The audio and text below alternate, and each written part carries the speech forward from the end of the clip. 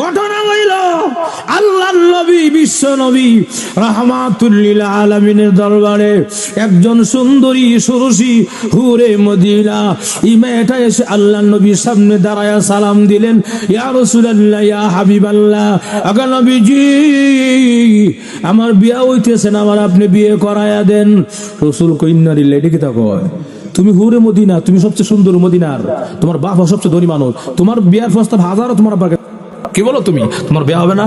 মেয়েটাকে হুজুর বিয়া তো ওই প্রস্তাব তো আছে, আমার তো একটা পছন্দ আছে। কি পছন্দ তোমার? বলছেন আমার 3টা গুণ লাগবো, 3টা শর্ত লাগবো, যে ছেলে বিয়া করবো 3টা শর্ত থাকলে আমি কালা হইলো বিয়া করবো, একটা হইলো বিয়া করবো, গরু হইলো বিয়া করবো। 3টা শর্ত কি তা কও দেখি? 1 নম্বর শর্ত হইলো আমার যে বিয়া করবো সারা জীবন প্রত্যেক রাত্রে ঘুমানোর আগে 1 খতম কোরআন শরীফ পড়তে হবে। ঘুমাই গেছেন কেমন হয়? সুবহানাল্লাহ। 2 নম্বর শর্ত হইল সারা জীবন প্রত্যেক রাতে সারা রাত দাঁড়ায়া নফল নামাজ পড়তে হবে।